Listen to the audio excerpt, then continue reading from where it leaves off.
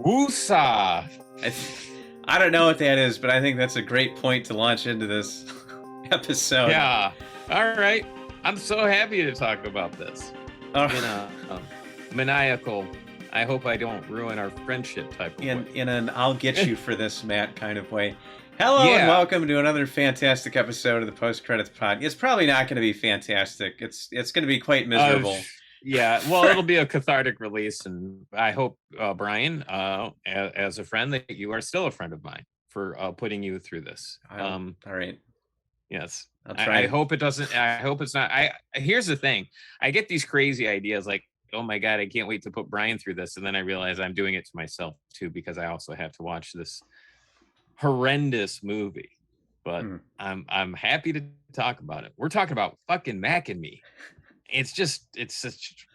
What is this movie? I had such a hard time with this. I have another caveat to this. I got about 10 minutes into this movie. Uh-huh. And I was like, I can't handle this. I just can't handle this. Like, I mean, it was like record time. Right off the jump. Yeah, and so I had to do something about it, and I watched this movie pretty inebriated. Oh, okay. Well, let's not get any further into those specifics, because I'm pretty sure just talking about it's a community violation on YouTube here. But well, I didn't say what it was. I just said I was under the influence. That's all I got to say. Okay, all right. Moving on. So how did you hear about this originally? Let's before we get into this. Let's go in the way back machine. Yeah, back to 8-year-old Matt in 1988. I saw this movie in the theater. Yep. So you're the other person. I have a long history with this movie. Yes. Because I knew someone else who saw this in the theater, like their mom took them to see it thinking it's... Exactly. Oh, it's going to be some fun E.T. kid movie. And yeah. And she apologized afterwards. Kind of like your dad with the American Cyborg.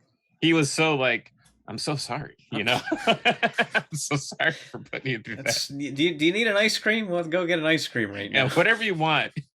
What's your favorite food? Swing by the Toys R Us afterwards. Yeah. And actually, the theater was right behind a Toys R Us, so it might have happened with American Cyborg Steel Warrior. Wow. So, yeah, no, I saw this in the theater, and I always remembered it. Even though I was 8 years old when I saw this movie, I knew it was bad then.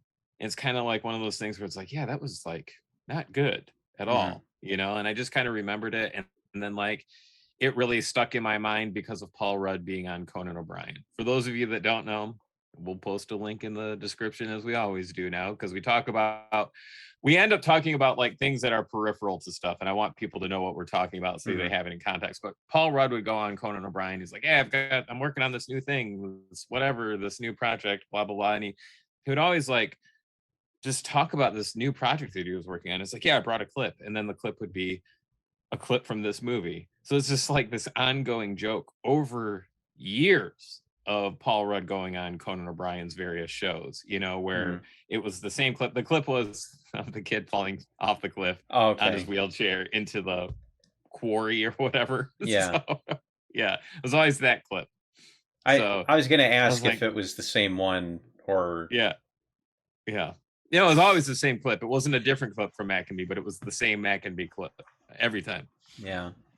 And he even did it on his podcast, like his Conan's audio only podcast. He did it to them like recently, he's like, yeah, he set this thing up where he's talking about this movie he was working on. And it was like this 10-minute conversation. It was all fake just so that Paul Rudd could play him the same clip from Mac and Me. It's pretty hilarious when it's like this decades long, like constant joke that is only funny to like Conan, So, yeah, right. Yeah. Right. Now it's a brand new. It's right from the new Avengers. It's right at the end of it. Kid going over a cliff. Yeah. So I was constantly reminded of Mac and Me. Just because I was a fan of Conan. Okay. Oh yeah, Conan's great. Yeah. I'm a big fan from his early days on The Simpsons, and then he took over the Late Show there. Filled in for the Tonight Show, and then got his own show, and I like Conan. So He's the best. that's his. What is it? I can tell we're going to be, or Conan O'Brien Needs a Friend podcast. Yeah. That's what that is. Yeah. Okay. Yeah. Now I have to check that out. It's pretty funny. There's actually like a video version of this segment that you can watch on YouTube. So okay. We'll link that as well. You know, his most recent Mac and Me joke. Yeah. Throw it up on. Yeah. Do a card on there or something. Yeah. Exactly. We have the power now. We can do that. Yes. So back to the movie. Do we have to talk about the movie? Yeah, this is awful. I mean, it's horrendous. It's a brazen knockoff of E.T. to the point where it's like even the music sounds like E.T. in combination with like Back to the Future. And then there's the whole obnoxious product placement between McDonald's and Coca Cola. You know, and it's just so absurd. We have to talk about that, and we'll get to those moments. I love it. It's so consumer. Like, we are marketing. We want kids to be in McDonald's and going crazy off Coke. That is our primary reason to make this movie. And we are unashamed to do that. I mean, that's my primary reason why I drink Coke, and yet because of Mac and Me. No, it's just because you just want to go crazy, and it just never seems to happen. Oh my God! So my notes are in chronological order, so my complaints can. I mean, if we need a guide to get through this, we can. So we can use my notes. Yeah, I think we should try and address this mostly in order, because that's how I handled this too. Yeah. So it first opens on not the Mars, desert, but I'm pretty sure it's just Arizona or Utah. I'm assuming it's Mars. I'm assuming, because they're talking about little green men throughout the movie, and every alien comes from Mars. I don't know why. But our culture is like, all the aliens come from Mars, you know? So, for whatever reason. It look so bad in this. And they're the first thing that you see are the aliens. It's kind of perverted, right? Like, it's kind of creepy in not like a alien type of creepy way. It's kind of like, get these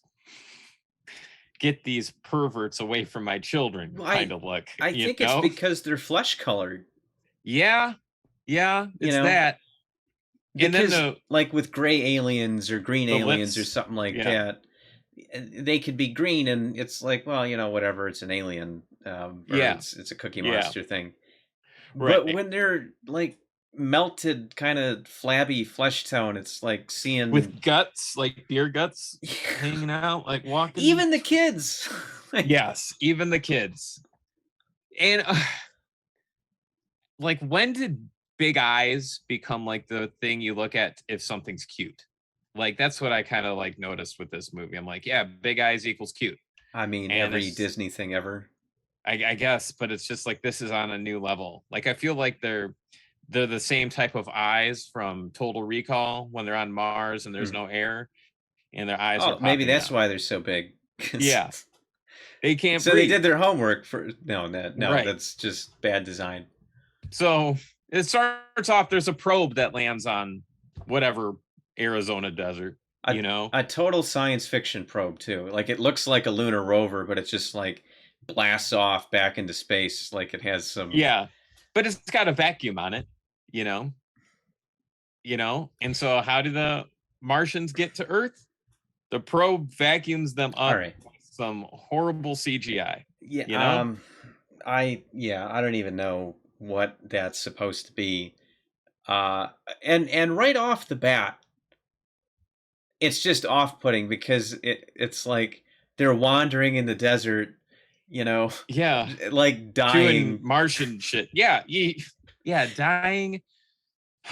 And then along comes this thing and sucks them up. So it's like, wait, so they have cartoon powers? Right. I guess. Yeah, like conservation of mass. Anyone?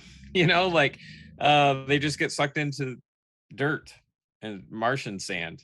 And then the probe just blasts off. I guess that was the mission.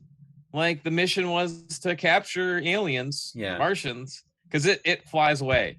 Now, here's the thing. They're interstellar castaways now, right?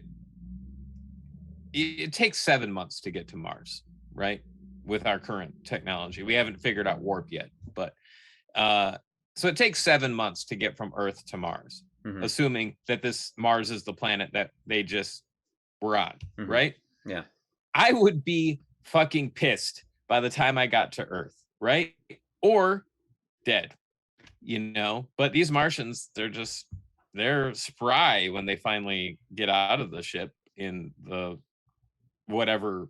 I don't even know what government organization this is, because it seems like it's a combination of NASA, FBI, and the CIA. I don't know what these people are, but they're wearing suits and lab coats. They've got the hazmat suits. Yeah. Yeah. So we know that they mean business. You've got the men in gray, and then the scientists, and then the guys in the lab suits. And since we just watched The Rock recently, when that was blowing up, and it's like, where's my water? Like, that's what I was thinking when I was watching that. Yeah. Take the shot or the alien will get you. No. Yeah. Right. So the kid runs off, the one we're calling Mac for the purposes of like Big Mac, by the way, just so you know what type of Mac we're talking about. Oh no, we're talking about the hyphenated or slimmed down version of Big Mac. It's not the mysterious alien creature. Right. Because the kid tries to slide that acronym in there. Yeah. Yeah. So now we're not only ripping off E.T., but we're kind of ripping off Alf because that was alien life form. Yes. There's no original ideas here at all. And it becomes so obnoxiously just to watch. It's obnoxious to watch because if you're a fan of E.T., which is a solid movie that's stood the test of time, you're like, oh wow, this is E.T., but just the Walmart version of E.T. That's what this movie is. So it's fascinating because they spent a decent amount of money on things, like with the army base and the lab suits, and sometimes like it was a little cheap, like when you see the vehicle with the sirens roll up. And they just have sirens on it, but it clearly looks like, someone's, hatchback that they just put police lights on. Yeah. But for the most part, it's like, they spent money on everything but the aliens. That's right. And they only have one facial expression, which is a combination of either drinking something from a straw or sucking on a sour warhead. Yeah, doing their whistling. I love their language is so advanced, and that is sarcasm. They talk like this, right? And then they whistle through the palms of their hands. Oh, your accent's terrible. It's bad. Too many vowels in there. So yeah, that's their advanced language. That means everything to them.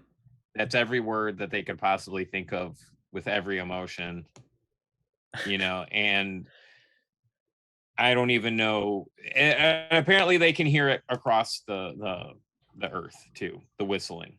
I guess like the hands amplify. That's my best guess, is the whistling. And then the wind takes it somewhere. That's my best guess.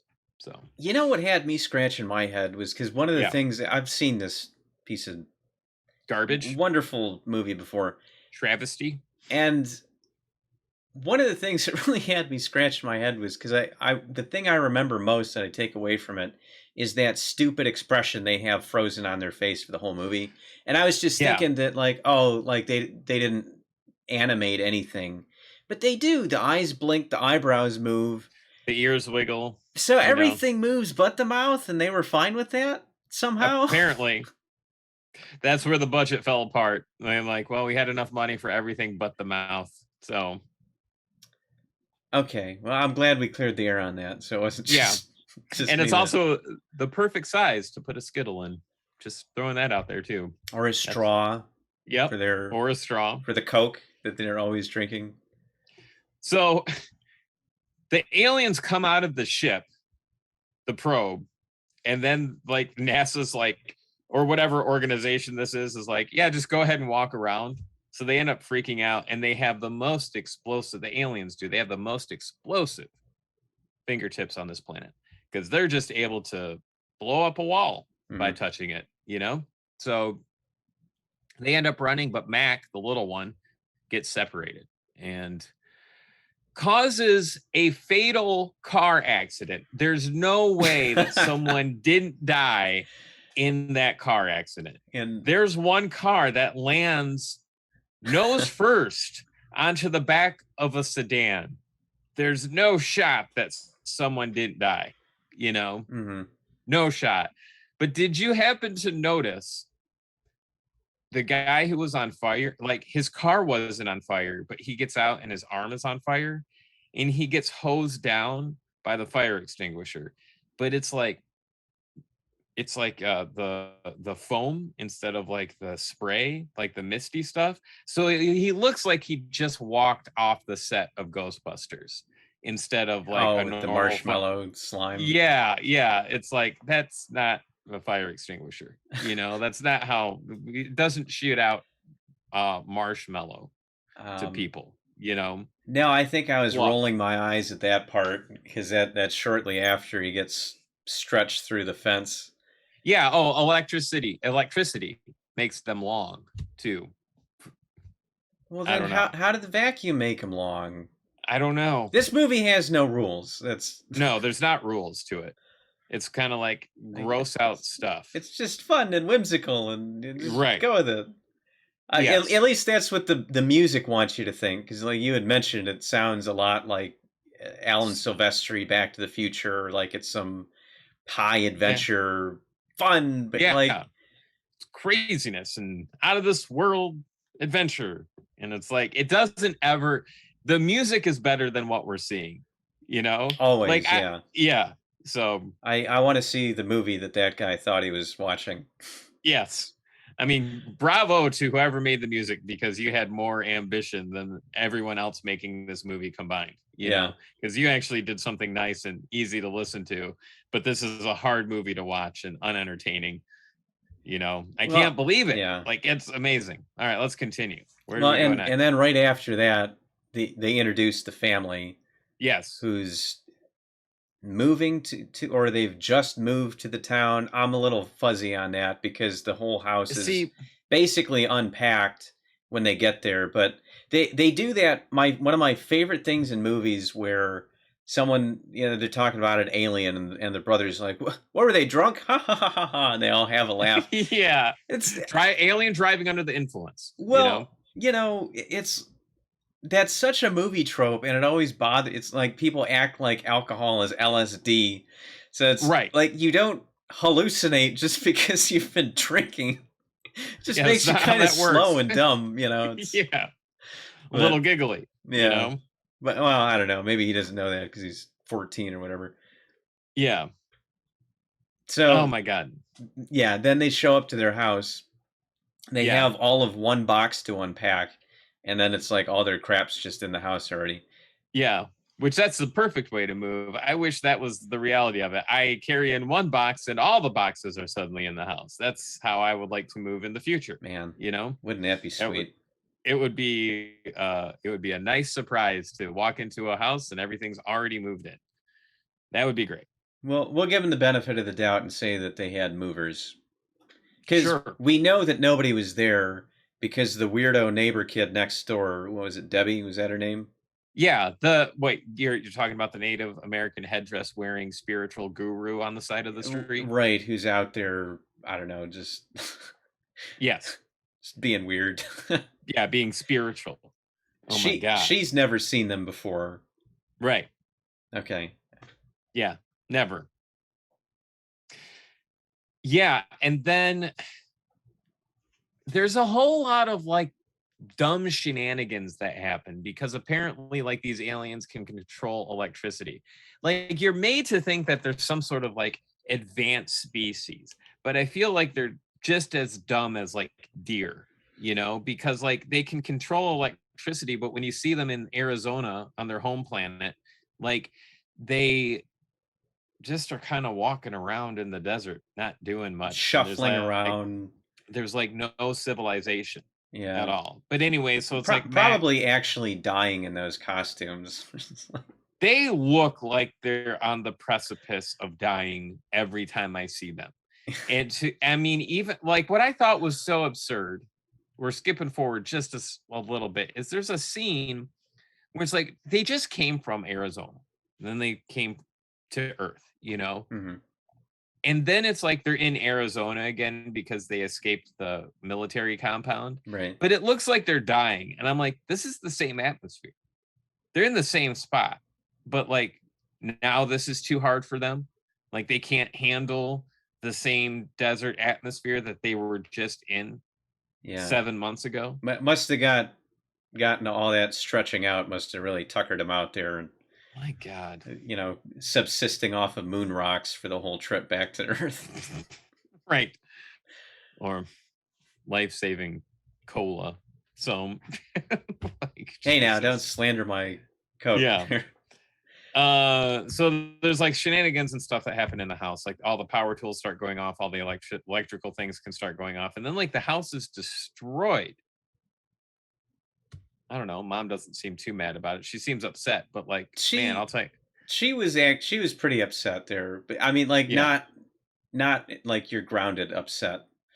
But but it's destroyed because Mac's in there, and it like this is supposed to be cute, but he's like coming through the wall with like a power drill. It's like it's a horror movie. You're trying to murder this child. Like yeah, this is supposed to be whimsical and cute. Like he's destroying your house. And then it's like this kid in a wheelchair right next to a wall. Mm-hmm. And then it's just a giant eyeball through the hole, you know, like staring back at the kid. She has a line too. The mom has a line when she comes in and sees all this. It's like, that was my mother's painting. That's 100 years old. Yeah. Oh, I'm just like, what? Yeah, exactly. How old is your mother? Or did your mother own a painting that was 100 years old? I mean, it's just confusing writing. Yeah. Is it because when I heard that line, I know what you're talking about. I assumed that her mother had painted it. That's what I thought too. Yeah. That was my mother's Not that painting. It was owned by her mother and that the painting's 100 years old. Yeah. But how they say it is super confusing. Mm-hmm. Just good writing though. I love the writing. Well, very thoughtful. That is this movie in a nutshell. That is this movie in a Coke can. Yes. Yes, in a Coke can. I cannot. I am so looking forward because this movie, there's a lot of stuff that just is kind of like cute and not really happening, right? Like, but then it's like the last third of this movie just really like kicks itself off, you know, like it's goes from like, oh, this is like a TV movie to this is wild and absurd and downright tense, you know, and like, why are they doing this? You know, why are the filmmakers doing this? You know, all the way to the end. And then the very end is, I'm so looking forward to talking about those parts. Yeah, I'll get a little ahead of ourselves, and I don't want to talk about it too much because there's a lot that happens. But yeah, we're not there yet. So is this the part where I just watched it last night? You'd think I'd remember a little more. But right. So is this the part where Eric like kind of like rolls his way out of the house and he's like down in the backyard? Yeah, and this is when his wheelchair goes out of control. It just goes haywire. Yeah, which it looks like they're in some sort of like neighborhood. And suddenly like when the wheelchair goes berserk, it seems like they're out in the country. Right? Like there's like fields and stuff. And suddenly he's like flying down this hill screaming, and it just goes off a cliff. He's not that far from the house either. Right. It's not. And I was thinking, this seems like it's his backyard. Like the distance of it is not that far away from the house, but at the same time, it looks like it's. And what I'm getting at is it does not look like it's in the same spot. You know. Well, yeah, because they're kind of like going downhill and now it's angled up. But I was thinking like, man, that's Mother of the Year there. Like you buy a house with a steep cliff that your handicapped son can easily just fall off. So he's never allowed in the backyard. Ever.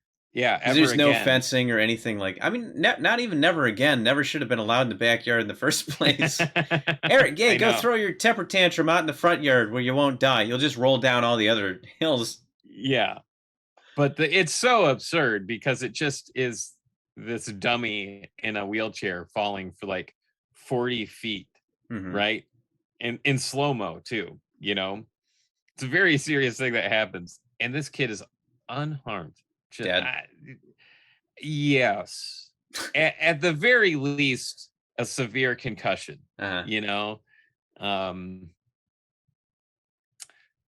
Yeah, like it just doesn't make sense. So Debbie's screaming her head off. Yeah, and so is the headdress wearing little girl. Well, that is Debbie. Oh, that's Debbie. Yeah. Part of my brain is like, I don't care about this movie, so I blocked some things out. Yeah, you know, those are the 3 character names I know. I know Eric, I know Debbie, and then Mac.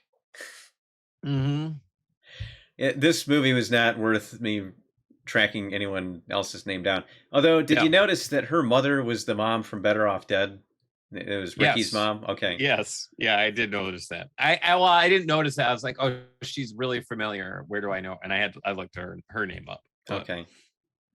But it's one of those things where it's like different place, same face type of thing, where it's like you kind of get hung up because you're like, oh, I know that face from somewhere else, but yeah, and it's not half covered over with after she blows her face off with this is fabulous liqueur, and then it's like moonshine, and her whole face goes up. But let's not talk about a better movie. Let's keep talking about this one. So this is the point where Max saves him, and you really get your full introduction, I guess, to those characters, and like not just whatever it was supposed to be. Like he's trying to murder him. It's like they have their nice moments, friends. And they're friends now. Yeah, because you saved my life. Yes. There's a couple things that I just had me cracking up there. The first of which was when Mac dives in to save the kid, because the puppet isn't very well articulated. There's a couple of times where you see him walking. And I was trying to figure out like if that was like some kind of animation, because they really didn't do that with the puppet, or maybe they just didn't try the rest of the time, because for the most part it was just kind of standing there, and you had kind of like, you know, a rod stuck in its arm, which you could see a lot of times. Like they didn't even try to hide it. But so he goes to dive in to save Eric there, and it's like they just threw the puppet into the water. Just like, I don't know, how does that look? That's fine. It's good enough. That's in the movie. Keep it. Yeah. So now they're buddies, I guess, because like the alien saved him. Well, the other thing that so if we're gonna move on, the other thing that stuck out at me is why did nobody do a second take on this? Is when he raises him out of the water, wheelchair and all, because he didn't get separated from his wheelchair when he went into the water. It's just surgically grafted to his body. That's right. Yeah. But then, like, you see his legs move. Like, he moves his legs. It's like, guys, like, the handicapped kid just moved his legs here. Like, yeah, maybe we should fix that. Yeah, no, they didn't. They didn't fix it at all. All right, your witness. Yeah. Well, it gets like, see, what I mean is like there's so many things where it's just like it's unnecessary for like 40 minutes, because now they're like, oh, we're friends, we're all friends, we all know each other, and then they're trying to convince their mom, and then there's like hijinks that happen inside the house, and then the alien gets sucked back into a different vacuum machine, a vacuum, not the NASA one, but just the home version. Like he's in the vacuum. I have questions about that as well. Is that so? That's before the teddy bear scene, right? Yes, this is all before the teddy bear scene. Okay. The teddy, once Matt gets into the teddy bear, this is when this movie I really start enjoying, because it's just so absurd. But there's like weird stuff that keeps happening, and then it's kind of this like, we have to convince our mom of this alien and all these things. They're trying to show her. So they're trying to catch him. Yeah, they're trying to catch him, and like there's some weird thing happen. Like, did Debbie have like the vacuum strapped to her back? Because it starts going crazy, and then it goes up the wall and across the ceiling, and then she falls. Yeah. And then it's obviously on a track, but he even says to her, strap that vacuum cleaner to your back. Okay. That's a line I blanked of dialogue. on that. He says that, yeah. All right. And so, yeah, it's just like dumb stuff. Like that's supposed to be like cute and funny and for kids and stuff, but it's just like, oh my God. Well, here's what I want to know. Dragging on. Here's what I want to know about this, right? Not the mechanics of how any of that worked, but because we've established that the Mac, yes, the mysterious alien creature, operates by cartoon rules.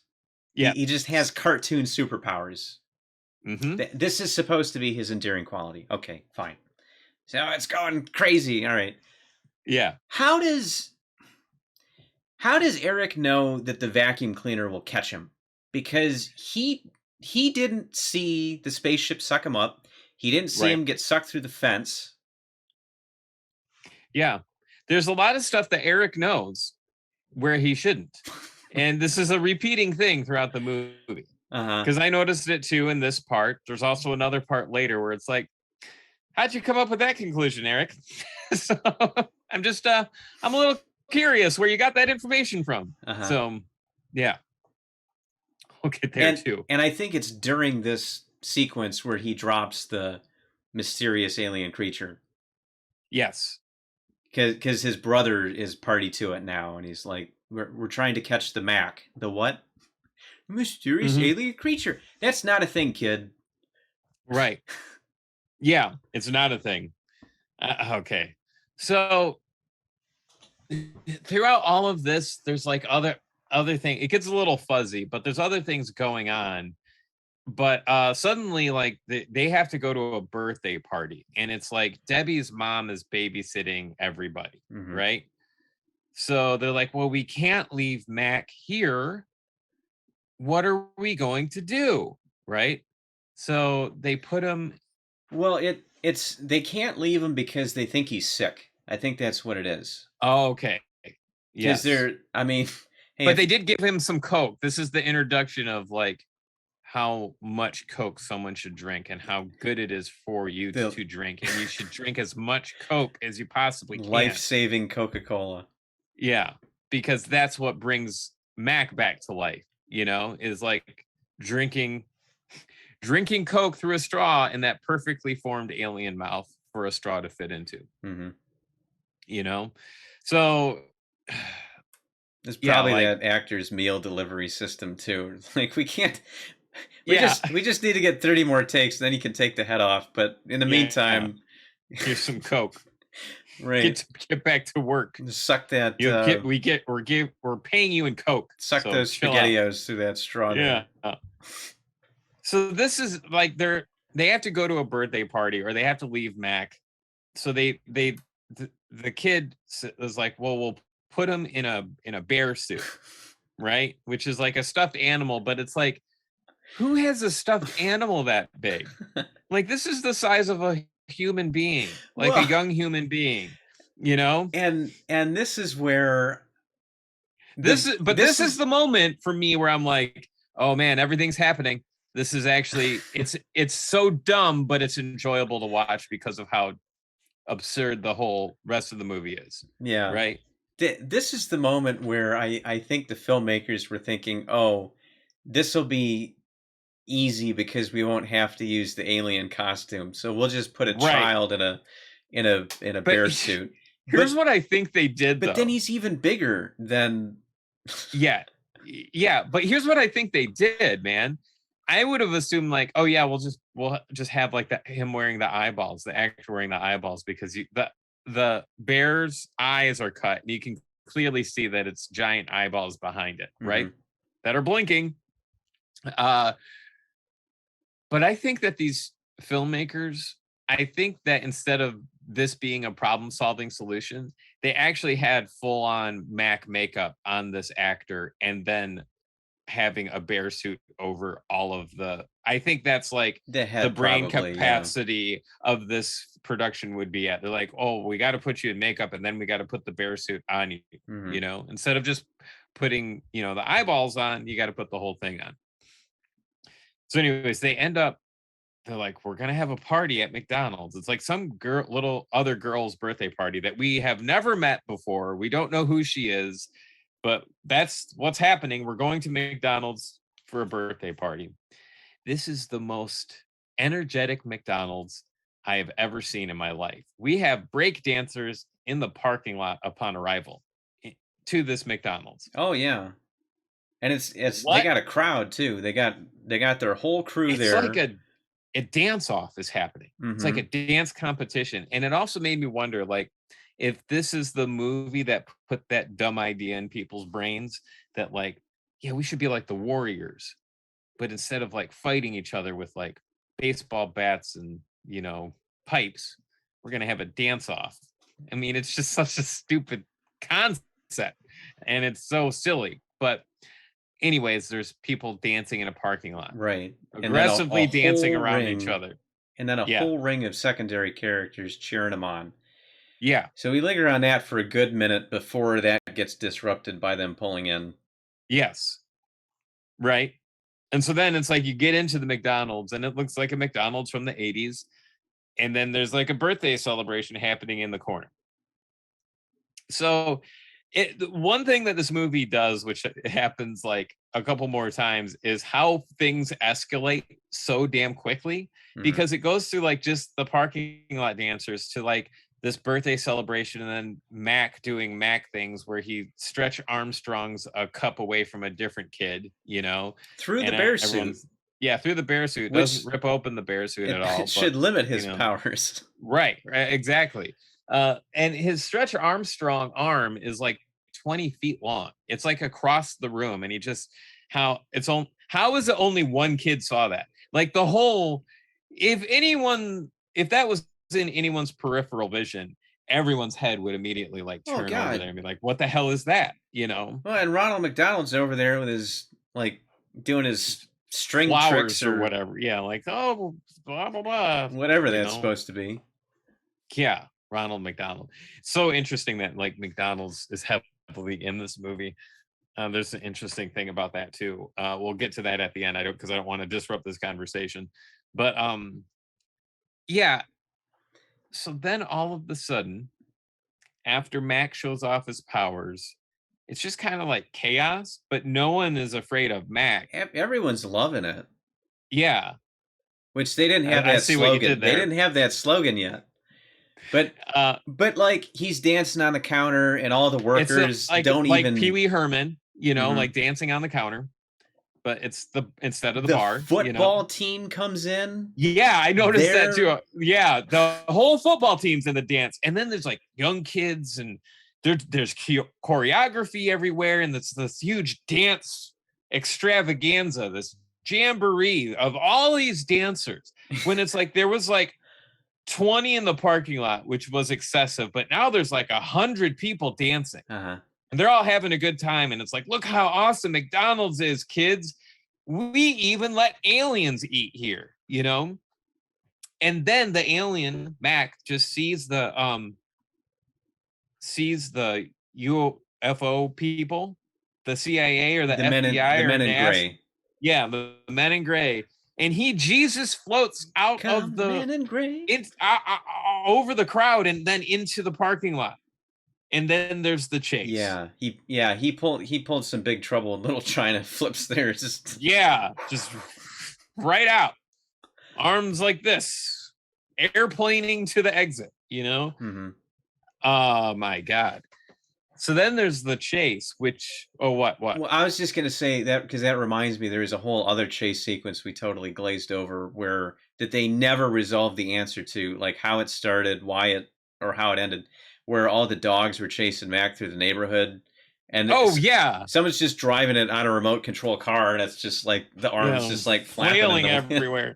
And those dogs, man, were after that car. It took like a hard left turn, and like 3 of those dogs like went sideways and were sliding across the concrete because they were really after this car. So I don't know what they put in that car to have that type of reaction from those real dogs, you know? So but yeah, there's no reason. And then he's up in a tree. Oh, but then it crashes.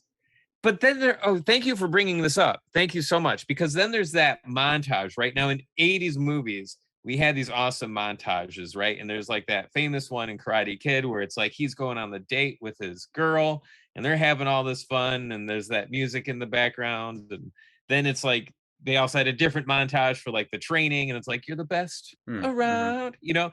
This montage is of the kid in his wheelchair and his mom jogging. Why?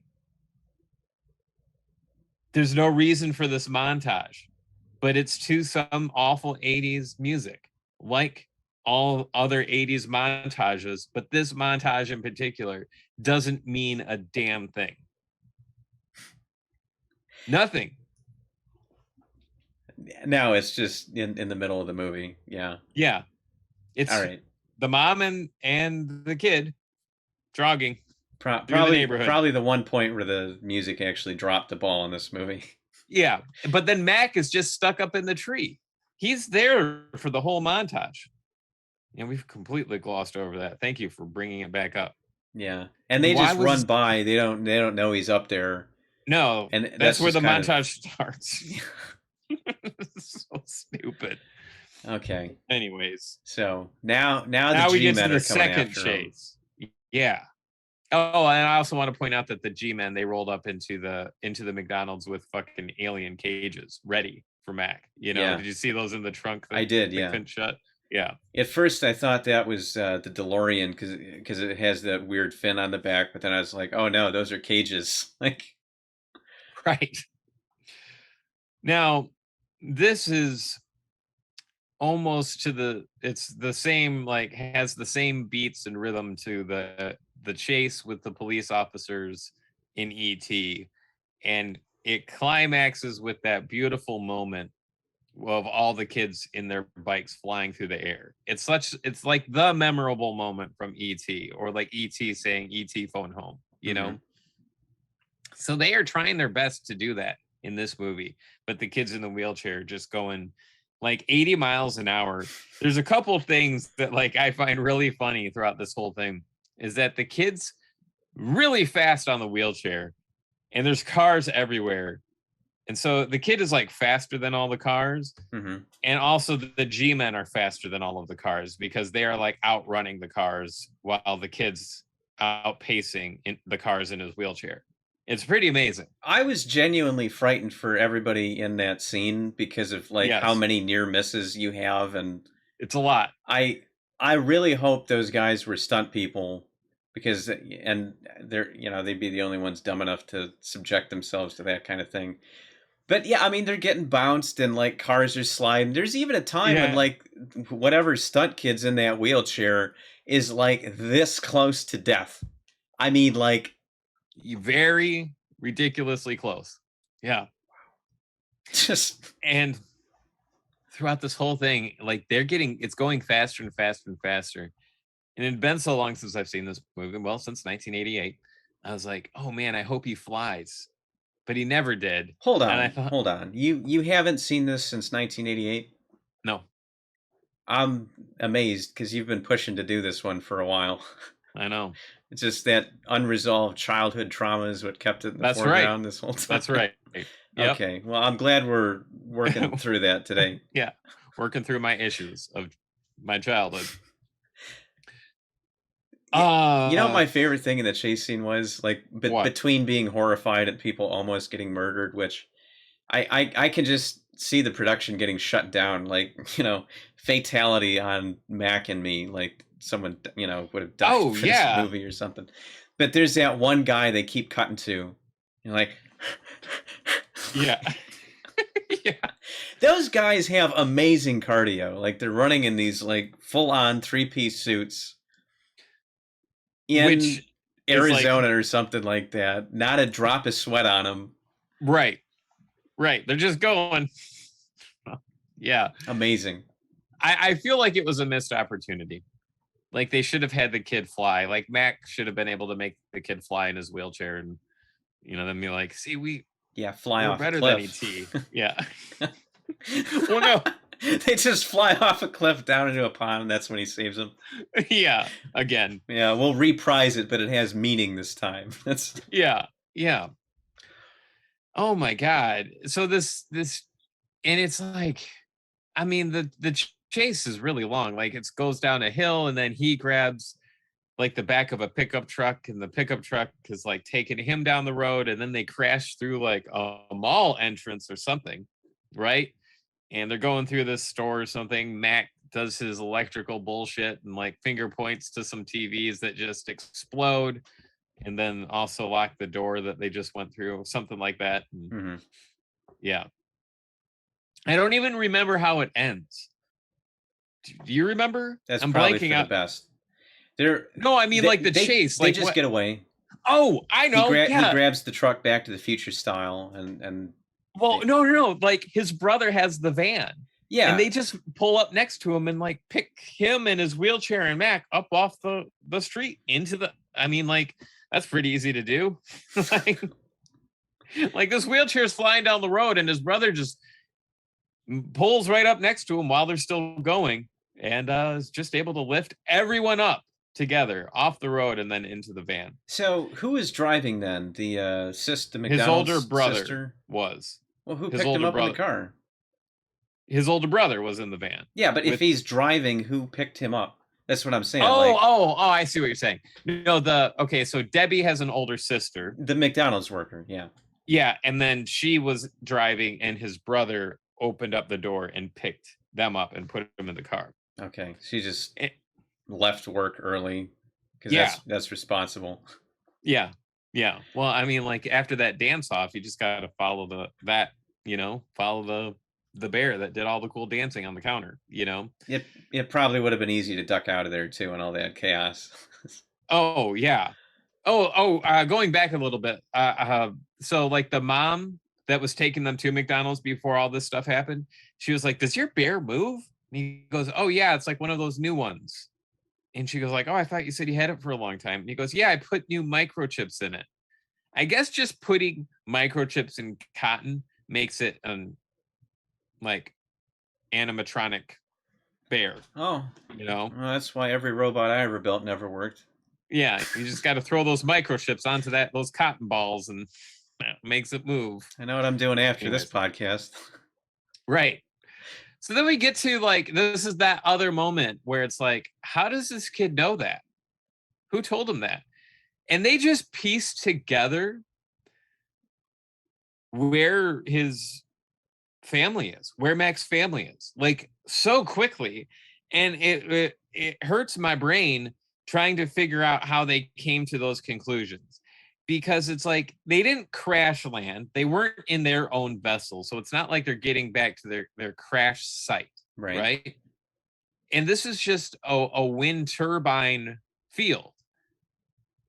Okay. So how does Mac know that that's where his family is? Because that's not where the NASA G-men, men in gray are at. That's not where they left. So like, how does Mac know?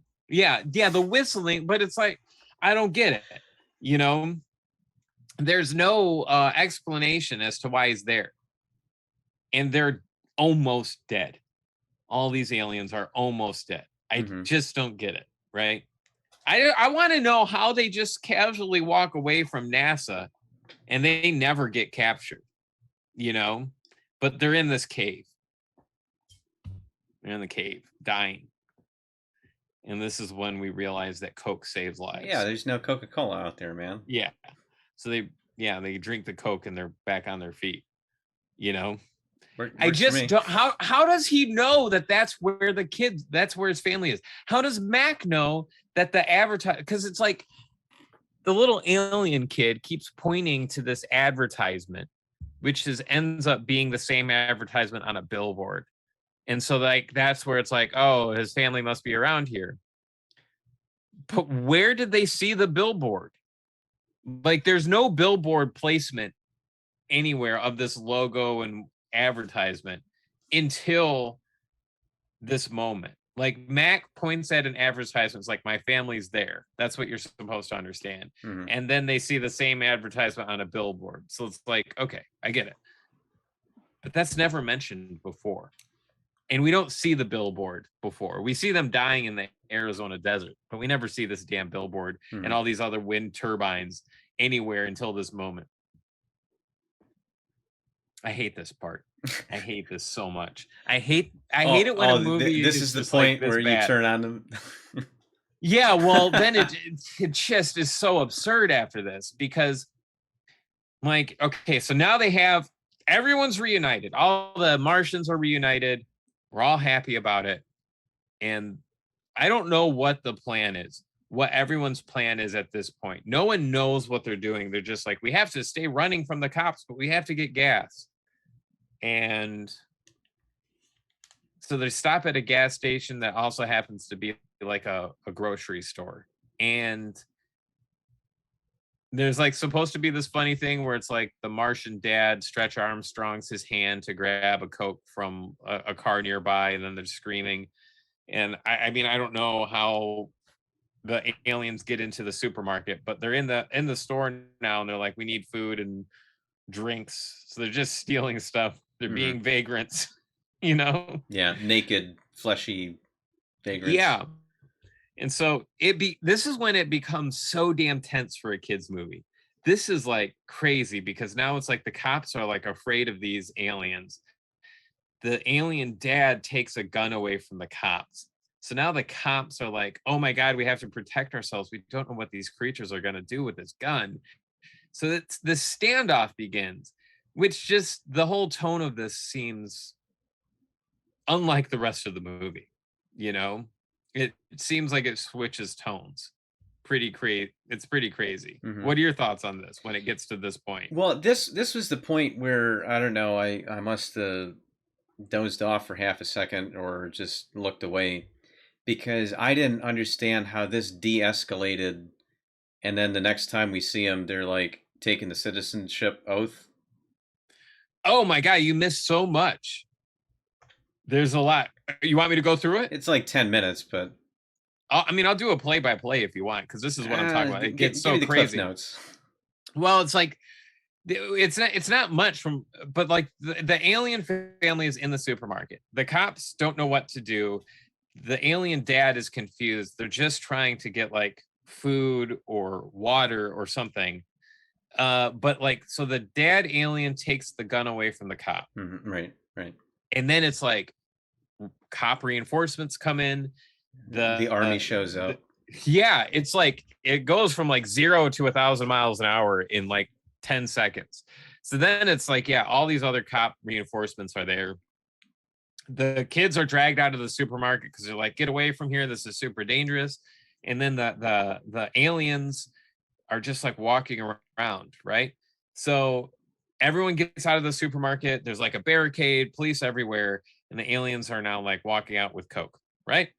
So the cops really want to shoot the aliens. The kids are saying, don't shoot them. They just don't understand. And then the kid in the wheelchair, he goes to help the aliens. And in the Japanese version of this movie, the kid gets shot on camera, you know? Yeah, they edited it out for the American version, and rightfully so. But that kid is shot. Wow. And he died. The kid died in the wheelchair. Like, for real. Not like he was fainted.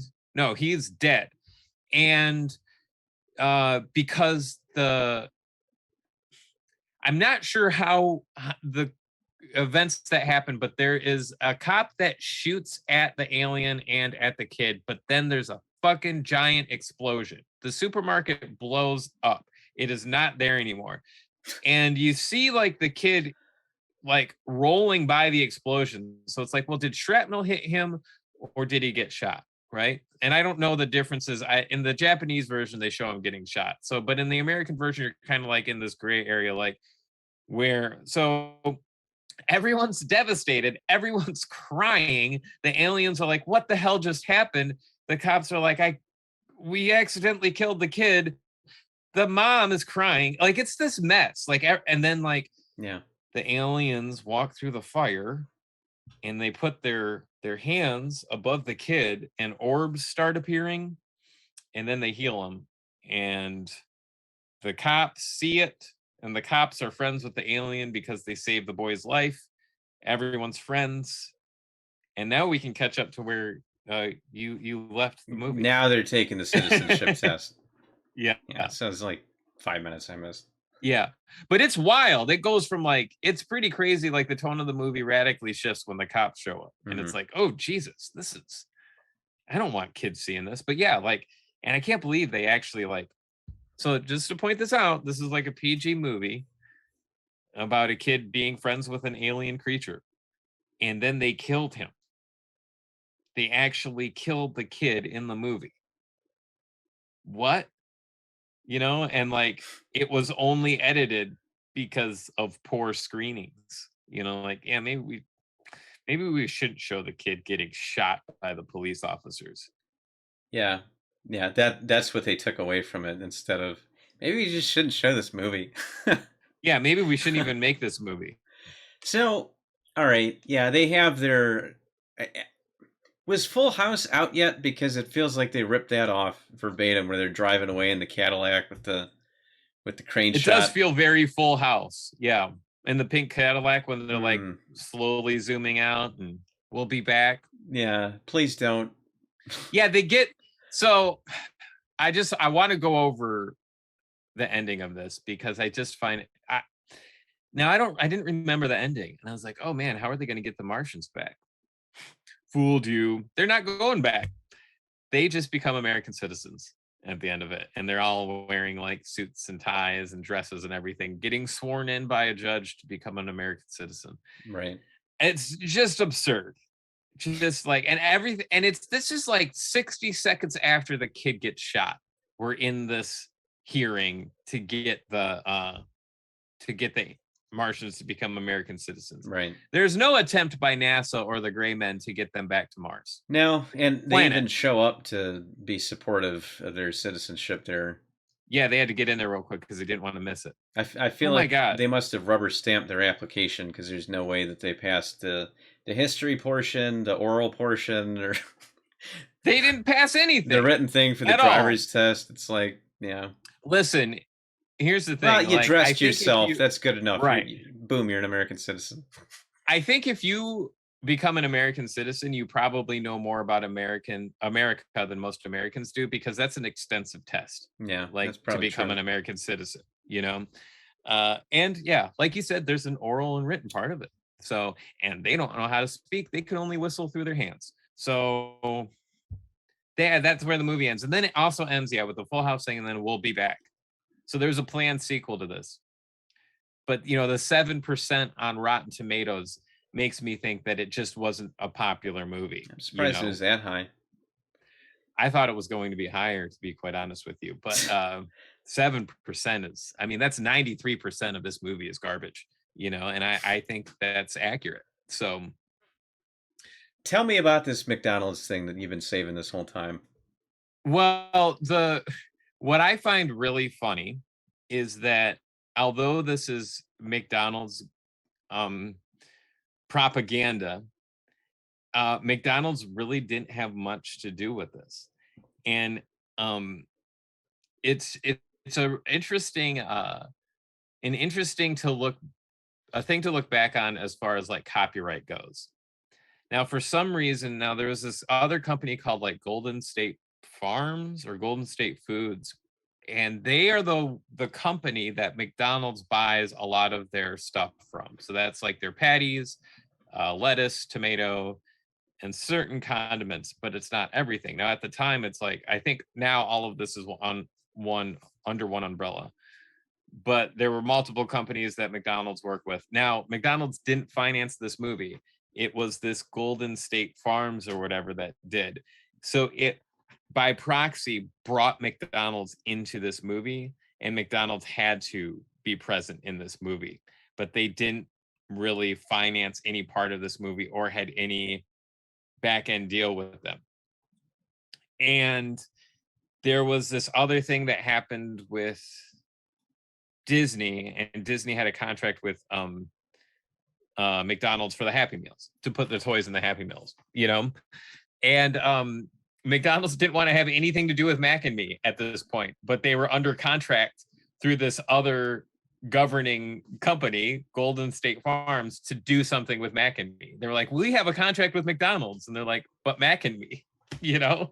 So McDonald's was kind of forced into this position to do something with this movie when they didn't want to have anything to do with it, because the McDonald's entity was going after Disney and they successfully got it. This other company that was like behind the scenes forced the brand McDonald's into this, in which I find really interesting that could happen. And I'm pretty sure that something like this would change how contracts are negotiated with these entities and copyright in the future.